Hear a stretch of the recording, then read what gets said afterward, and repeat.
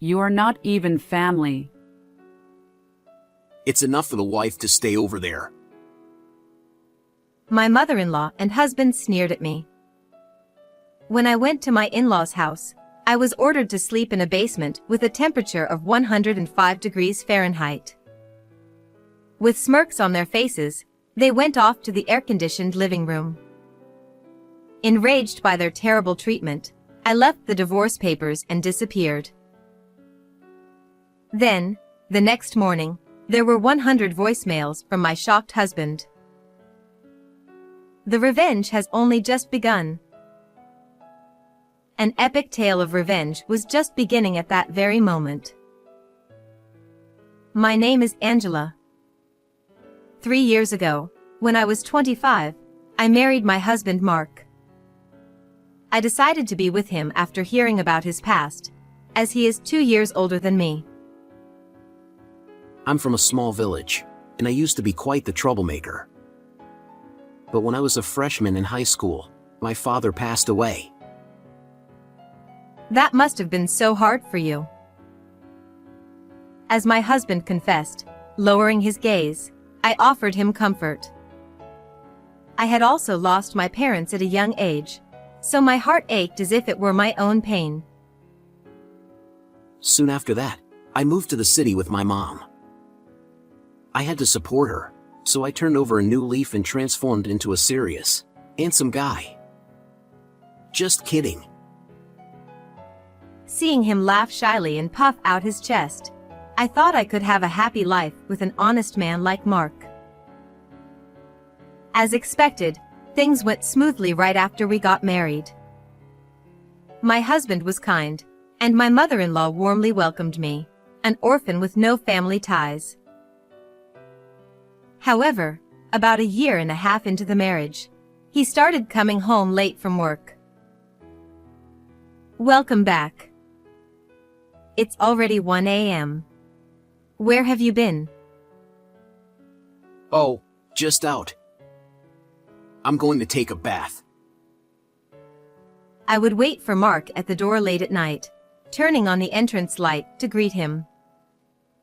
I also worked full-time, but I was worried, so I waited for him to come home no matter how late it was. But he would never tell me where he had been. Hey, Mark, your hands are all black. What have you been doing? By our second year of marriage, there were days when he would come home with his shirt covered in dirt. I found this suspicious and confronted him. Stop nagging me all the time. Don't interfere with what a man does. Just shut up. Mark yelled angrily, like a delinquent character in a drama. I was so shocked by his loud voice that I couldn't say anything in return. Moreover, my mother-in-law, Nancy, who lived 30 minutes away by car, also began to reveal her true colors. I used to rule the village in my younger days. I didn't go to school and would ride my motorcycle around. It seemed that my mother-in-law had once been part of a delinquent group, and she began to show up at our house in a car modified to make loud noises. She would use the spare key my husband had given her to enter our home without permission and take food and daily necessities. Back in the day, I used to swipe goods from the supermarket without paying. Nancy, if you need something, just tell me, and I'll prepare it for you. Please stop taking things without asking. What?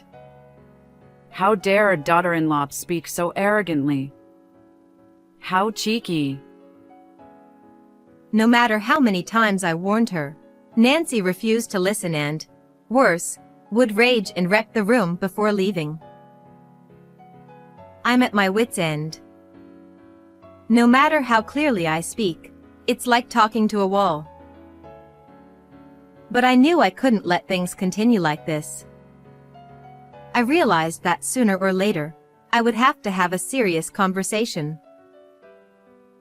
One day, my husband took some time off for summer vacation, so we decided to visit his family home. Usually, we just do day trips, but this time we'll be staying overnight. What? I wish you had told me that sooner.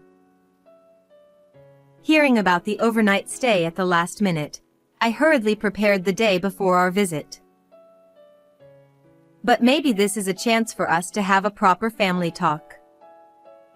It could be an opportunity to clear up any misunderstandings. At this moment, I was still naively believing in the family bond, completely unaware of the true intentions of Mark and his mother. You're late. The next day, in the early afternoon, when my husband and I arrived at his family home, Nancy, with a cigarette in her hand, yelled at us as soon as she opened the door. The traffic was bad. There was a slow car in front, and I was thinking of tailgating them real close. In that case, you should just overtake them from the opposite lane, and if the cops chase you, shake them off. Laughing as they walked into the house, Nancy and Mark looked like completely different people from when we got married. This is the first time I've seen Nancy smoke. I sat down quietly in the living room where I was shown, feeling slightly uncomfortable. Angela, I need you to take care of the neighborhood association's accounting records. As I was taking out a gift box of assorted jellies from my bag, a pile of receipts and papers was dumped on the table in front of me. When I looked bewildered at Nancy and the documents, she quickly snatched the gift from my hand. I've been asked by my neighbors to take on the role of the accounting job. With an exaggerated shrug, she tore open the wrapping paper of the jelly box. It was strange that someone like her, who boasted of playing around instead of going to school and not even knowing basic addition, would be asked to handle the accounts. So, you need to finish the accounting work right away. Right now? Me? Ha! Are you saying you can't do it? Startled by her demonic expression as she yelled at me, I instinctively glanced at Mark for help. However, my husband just started lounging around, watching TV as if it had nothing to do with him. Since we're staying here tonight, maybe it's my duty as the daughter-in-law to do at least this much. I tried to convince myself and searched on my phone for how to keep the books. Imitating what I saw, I began the accounting work, checking the receipts and past documents.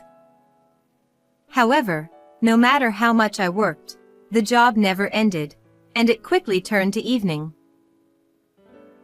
Oh, by the way, there's a summer festival in 2 days. Tomorrow we'll be busy with preparations, so you two will help with the stalls. A summer festival? Exhausted from the accounting work, I couldn't help but cry out. I'm heading out for a meeting tonight. Unlike me, who was exhausted, Mark seemed to be excited about the summer festival, his voice bubbling with enthusiasm. It's just a drinking party, right? Well, that's how adults enjoy summer festivals.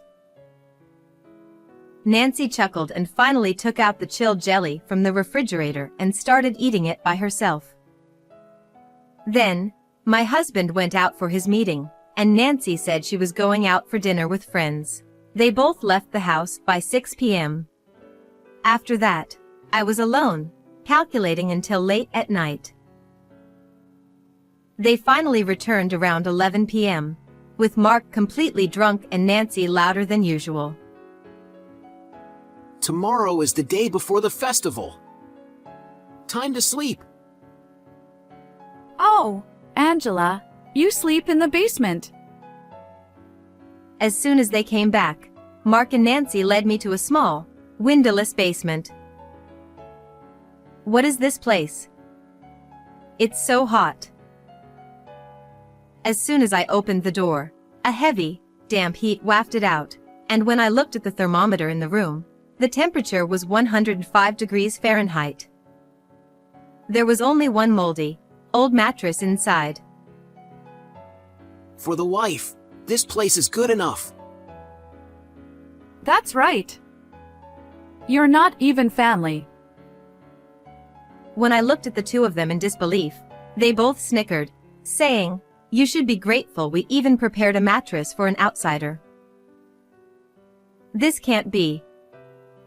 If I sleep here, I'll get heat stroke." I pleaded desperately, asking them to at least let me sleep on the living room sofa. But at that moment, Nancy shot me a sharp glare. Ha! A stranger like you is being so selfish. We'll talk after you finish the remaining accounts. She shoved all the accounting documents into the basement, her breath reeking of alcohol. Tomorrow is the festival preparations. We're leaving early in the morning. Mark, completely drunk, spat out these words before heading back to the air-conditioned living room with Nancy. It's too hot in here to do any calculations. And we can't even have a family conversation. I found the basement suffocating, so I went out into the night garden to cool off and think about what to do. Then, from inside the house, I heard Nancy's voice as she talked on the phone with a neighbor. I strained to listen and heard her saying something I never expected. "What? Is that what this is about? Fine, I'm ending this marriage today." Learning the terrifying truth, I was filled with rage. I waited until the family was asleep, then quietly researched the necessary documents and procedures for a divorce. I printed the required papers and placed them smack in the middle of the basement. Well, tomorrow will be interesting. I smirked and left the in-laws' house, deciding to stay at a nearby business hotel. I could hardly sleep that night, but the next morning, I was in a great mood. I received numerous calls from my husband, and there were 100 voicemails. When I played them back, I heard Mark's loud voice saying, What's the meaning of leaving divorce papers like that? My mother-in-law also shouted, Are you planning not to come for the summer festival preparations? You stupid wife! However, their voices gradually toned down, and by late morning, they had changed to something pitiful, almost on the verge of tears. It seems like it's just the right time. Sensing what might have happened, I decided to head to the summer festival preparation site, carrying a paper bag. When I arrived at the site, I was met with the sound of shouting. What is the meaning of this? William, the neighborhood chairman, who was almost 70, was furiously questioning my husband and mother-in-law. The two of them were pale-faced, stammering nervously. The people from the neighborhood were looking on from a distance, their faces puzzled as they watched the situation unfold. Seeing the scene develop as I had expected, I felt a triumphant cheer inside, and I called out to William. "Hello. Thank you for having me." As I appeared nonchalantly, Mark and Nancy became furious. Where have you been? Give the financial report immediately. You were so happy to say, I'll handle it, and worked on the books yesterday. The two of them came at me so aggressively that I instinctively took a step back. William stood between us, as if to protect me.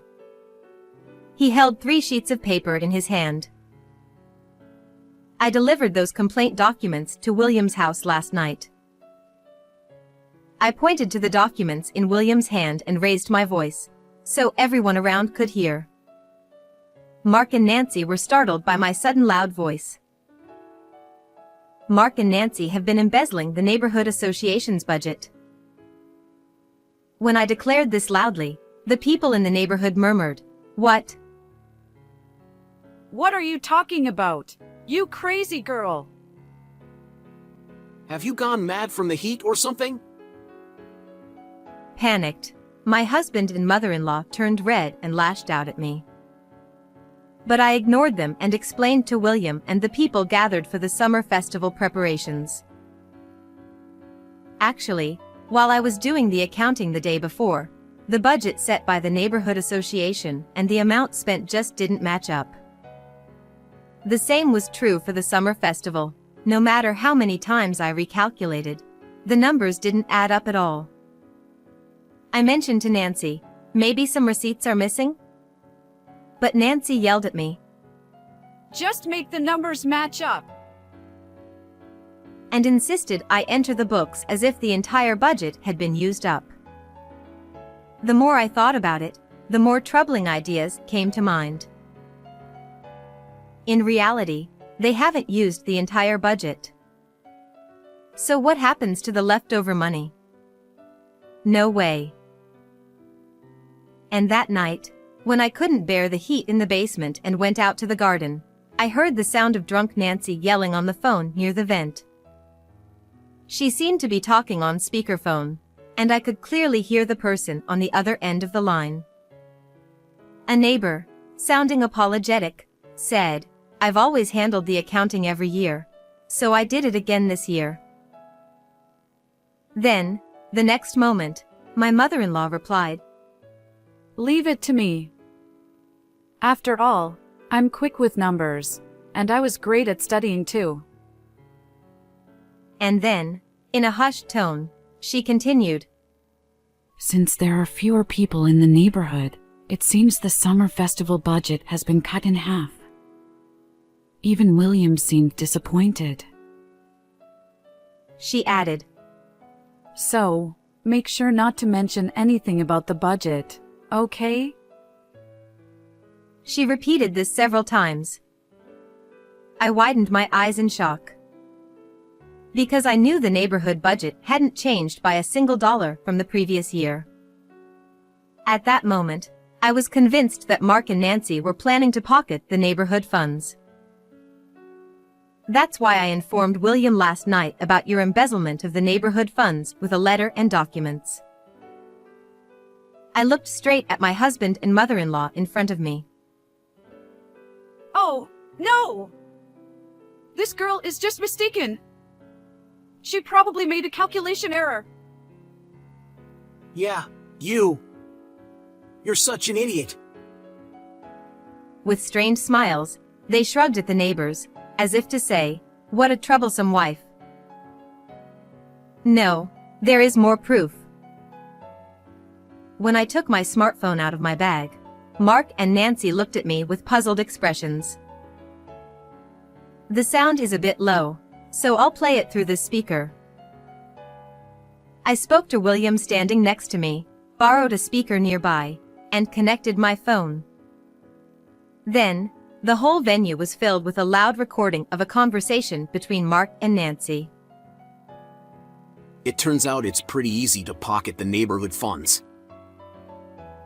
With this, we can pay off the debt. No problem. The night before, after she finished her call with the neighbor, Nancy started talking to Mark, and I had recorded it on my phone.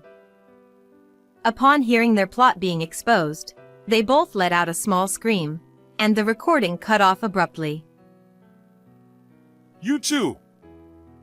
So you were embezzling after all. William, veins bulging on his temples, confronted my husband and mother-in-law.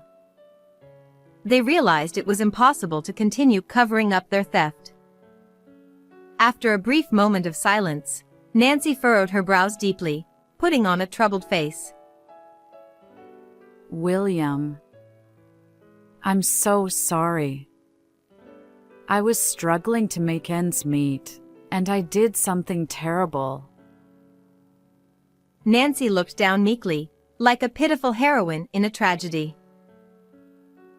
We're a single-parent family, right? Mom went through so much to raise me. I'm sorry. I just wanted to make things easier for her in the wrong way. Mark, loudly apologizing as if to protect his mother, appeared to be the perfect picture of a devoted son. Even William seemed moved, his stern eyes softening with sympathy. I didn't miss the look on their faces, which said, "We've got this." Well, then, in the next recording, you must be saying something honorable. Smiling, I pressed the speaker button once more. After a burst of static noise filled the venue, my husband and mother-in-law's conversation came through again. Next, I want to buy a foreign car and drive it around. If I handle the neighborhood accounting for a few years, it should be a breeze. Just recently, I bought a brand name bag. People around here are really stupid, aren't they? Their vulgar laughter echoed throughout the festival venue, and the neighborhood people began murmuring in disapproval. Surrounded by cold stares from the crowd, Nancy and Mark turned pale. "Nancy, could this brand name bag you bought with the membership fees be this one?" Amidst the murmuring, I pulled an orange handbag from the paper bag I had prepared since morning and held it up high. Before coming to the venue, I had checked that they were not at home and fetched it from the house. A neighbor shouted, Look! That's the luxury brand bag she was flaunting before! Aw! When did you get that? Nancy screamed and ran toward me. I lifted the bag above my head, swinging it left and right so she couldn't reach it. Hey! That was bought on an installment plan, before we got the neighborhood money. Be careful with it. Mark, with a frantic look on his face, ran up and snatched the bag from my hand. As we continued to glare at each other, William's voice echoed over the now silent festival grounds. Luxury brands, foreign cars. All lies. What do you think the neighborhood dues are for? Exactly. They're treating it like their personal wallet. I stood next to William and pulled out more documents from the paper bag. It turned out that Mark and Nancy were obsessed with modifying cars, and they were pouring a lot of money into that, too. Mark had been coming home late at night with dirty shirts because he was working on cars. They had also been secretly spending money on gambling and shopping.